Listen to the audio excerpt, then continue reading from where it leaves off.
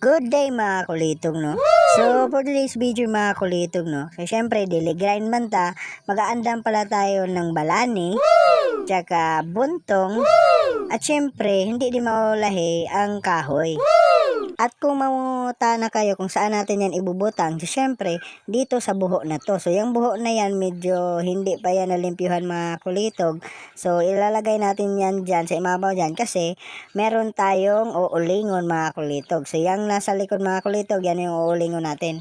Pero bago ang tanan, ito yung unang mga panghitabo. At dito na part mga kulitog is mag-aandam na tayo ng tubig kasi syempre ang init-init ng panahon karon, syempre kinahanglan tayo ng tubig kasi baka ma-heat stroke tayo. Joke lang mga kulitog. Pero mga kulitog, sa lahat ng magtatrabaho dyan, syempre mag-andam-andam talaga kayo ng tubig. At syempre pagkatapos natin mag-andam, matik, abanti na tayo mga kulitog. At syempre, kasi aabanti naman tayo, hindi talaga makakalimutan ang ating service na Ducati mga kulitog. So ayan mga kulitog, sasakay na tayo sa ating Ducati para mag-duty na tayo mga kulitog, no? Later. At dito na part mga kulitog is maglalakaw na tayo mga kulitog. So hindi na natin nasasakay yung ating Ducati mga kulitog. Kasi mga kulitog, masarap kasi pag mag-hike-hike para exercise sa kalawasan ba? At syempre, habang nag-hike-hike tayo, hawid-hawid natin ang ating tubig kasi ang init-init ng panahon mga kulitog. So, para pag uhawon tayo, iinom tayo ng tubig mga kulitog. At dito dapit mga kulitog, ito na yung part mga kulitog na hapit na tayo umabot sa ating aadtuan mga kulitog. Dito makikita nyo yung abakahan, at saka syempre yung kamaisan, at yung hihimuin ng kamutian, at hindi naman magpapaulahi yung kamantingan.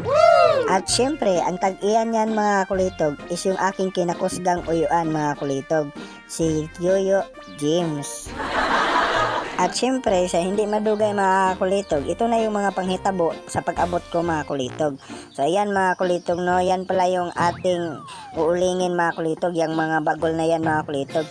At hindi ko na malayan mga kulitog, meron palang nakatulog mga kulitog sa pagtatagad sa akin. So nakatulog yan sa pagtatagad sa atin. Kaya pupukawin na natin yan. Ya. Ya. Kumadot. Ha? Ano kayo gabi? Tanga talaga. One eternity later. At syempre, pagkatapos kong pukawin ang aking uyuan, nagsukod-sukod na kami dito sa buho mga kulitog. Kasi para pagkuha namin ng aming kukuhain mga kulitog, hindi na magka-short-short yung aming kukuhain. Kaya nga ikaw alam kung magaling ang tsamba mo, malakas eh. 2 hours later. At dito dapit mga kulitog, ito na yung part na nagtataga na kami ng kawayan. Siyempre, yung ating sukod, hindi yan makakalimutan mga kulitog. So yan yung sukod natin mga kulitog. Oy, +1 pa. 1 dangaw ba? Sumatik yan mga kulitog, sinukod na yan. So syempre, pagkatapos nating magtaga ng kawayan, magtataga na naman ng kahoy mga kulitog. At pagkatapos nating magtaga ng kahoy, matik yan mga kulitog, ikakarga na natin yan sa ating garusa. So yan na yung tanan na ating nakukuha mga kulitog, no? Yung kawayan at saka kahoy mga kulitog. So humanan natin yan pagkuha mga kulitog.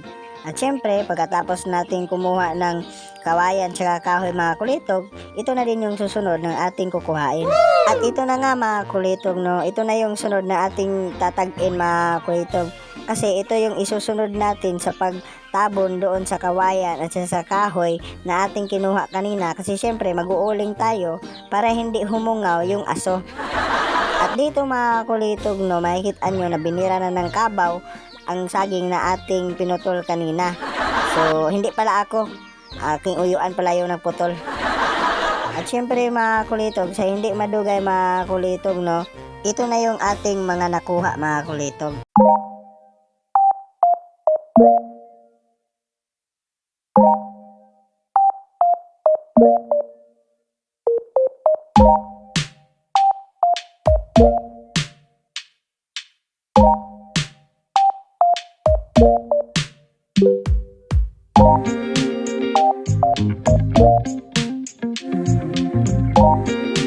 A few inches later. At dito na part mga kulitog no, makikita nyo naman na nilalampas-lampasan natin yan mga kulitog. So yan pala yung buho na ating uulingan mga kulitog. Yung kaganina ba na buho mga kulitog ba na maraming bulbol. Ay bulbol. Yung maraming sagbot ba mga kulitog ba. So aambak tayo para magkakakaka sa kilid ng buho mga kulitog no. Para dumako naman din yung buho. Kasi syempre mga kulitog, pag dumako yung buho mga kulitog, madako din yung masusulod. So pag dako yung masusulod mga kulitog, madadako din yung kwarta na ating income mga kulitog. So yan mga kulitog no, sa makikita nyo mga kulitog na nililimpyuhan na natin yung buho ng ating ulingan mga kulitog no. Baka ibang buho na yung inyong hinuna-huna. At pagkatapos nating limpyuhan mga kulitog, so ito na yung buho mga kulitog no. So malimpyo na siya mga kulitog. So ready na to para ugma mga kulitog. At dito din dapit mga kulitog. So humana naman tayo sa pagbuho. So bibidyohan din natin yung ating uyuan. So nagsasaksa siya sa kawayan mga kulitog no. So sinasaksa niya yan mga kulitog para lumapad mga kulitog. So yung mga pobre-pobre lang talaga yung makakarelate sa saksa mga kulitog. So ayan mga kulitog no. Yan yung part na malapit na niyang matapos yung saksa mga kulitog. So tinibas-tibas na lang niya yan para ma-flat siya mga kulitog. So ayan mga kulitog no, sa hindi madugay dyan mga kulitog, so syempre mahuhumana na niya yan. So ayan mga kulitog no. So yan na yung saksa mga kulitog. At hanggang diri lang siguro mga kulitog no. At huwag kalimutan mga kulitog ang like, follow, and share mga kulitog. And then syempre mga kulitog, at ang isad ang atuang part 2. Salamat sa watching!